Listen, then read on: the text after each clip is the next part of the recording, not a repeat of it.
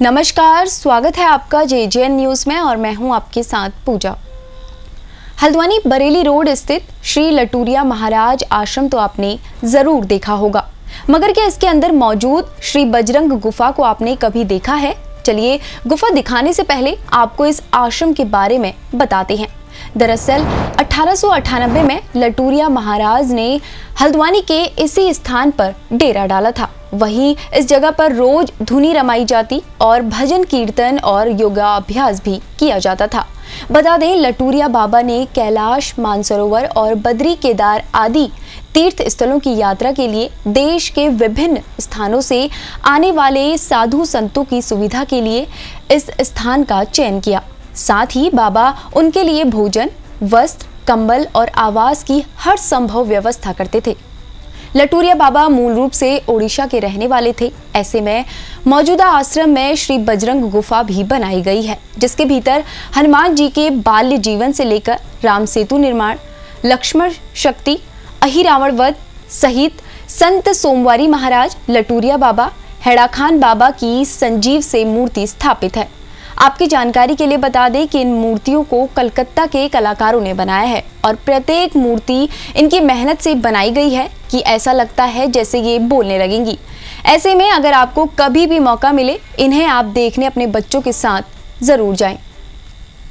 आपके द्वारा जो प्रश्न पूछे गए हैं ये दो भाग हैं। एक तो ये आश्रम कब बना, तो आश्रम 125 साल पुराना है। एक उड़ीसा के संत थे लटूरिया बाबा, उनकी बड़ी बड़ी लटें थी इसलिए लटूरिया नाम, अन्यथा वो गोकुल दास थे और रामानंदी संप्रदाय के थे। और ये आश्रम लटूरिया महाराज के बाद उनके शिष्य रामकृष्ण रहे, फिर उनके शिष्य राम शरण दास जी रहे, फिर सन 2002 में वो भी नहीं रहे तो पूरन दास कुछ समय रहे। उसके बाद ये हुआ कि ये आश्रम की समिति पहले ही थी, लेकिन पहले संत लोग ही इसकी व्यवस्था देखते थे और जब वो संत परंपरा के संत कोई नहीं रहे तो फिर आश्रम समिति ने इसको अपनी जिम्मेदारी में लेते हुए निरंतर इसके विकास में काम कर रहे हैं। और बजरंग गुफा 2011 में बनाने का विचार आया। मैं उज्जैन में पोस्टेड था, कमिश्नर इनकम टैक्स। वहाँ महाकाल मंदिर के पीछे चारधाम मंदिर है जो रित्रंबा जी के गुरु जी के द्वारा है। वहाँ पर 3-4 झांकियाँ कृष्ण जी की बनी थी, वो मुझे बहुत आकर्षक लगी। मैंने पता लगाया ये किसने बनाई, तो पता लगा कि कलकत्ता के कारीगर हैं। उनका नंबर लिया और फिर मेरी 2010 में पोस्टिंग हल्द्वानी हो गई, कुमाऊँ कमिश्नर। मैंने आने के बाद ये विचार किया कि इस आश्रम में बहुत जगह है और यहाँ एक हनुमान जी के चरित्र पर आधारित, मुख्य रूप से हनुमान जी के चरित्र पर झांकियाँ बनवाई जाएं। तो लोगों से विचार विमर्श किया। एक एक झांकी में करीब 1.5 लाख का खर्चा था। तो हमने 12-13 लोगों को तैयार किया, फिर कलकत्ता के कारीगर को बुलाया, उनको हमने स्केच बना के दिए, कुछ कल्याण की पत्रिका से चित्र दिए।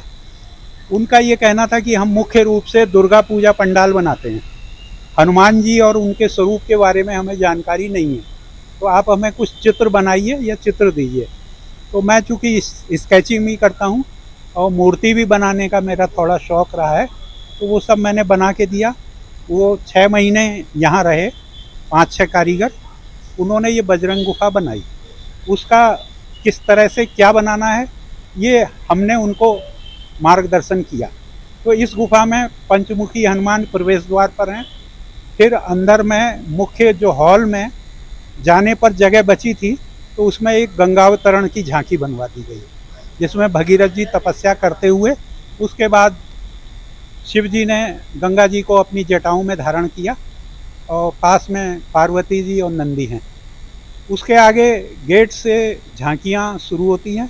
पहली झांकी है हनुमान जन्म की, जिसमें केसरी जी, अंजना जी बैठे हुए हैं, हनुमान जी, बाल हनुमान जी को लिए हुए, और 2 परिचारिका हैं।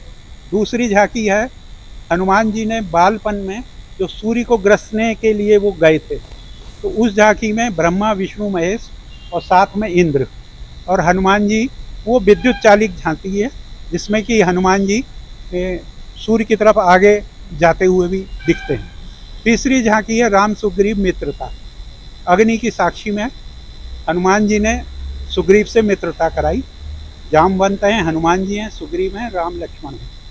तीसरी झांकी, जब सीता जी का हरण हो गया, हनुमान जी अशोक वाटिका में उनसे मिलने जा रहे थे, तो लंका में खोज के लिए जा रहे थे, तो रास्ते में सुरसा ने, जो देवों के द्वारा भेजी गई थी और हनुमान जी के बल बुद्धि की परीक्षा के लिए भेजी थी, तो सुरसा हनुमान जी को खाना चाहती थी।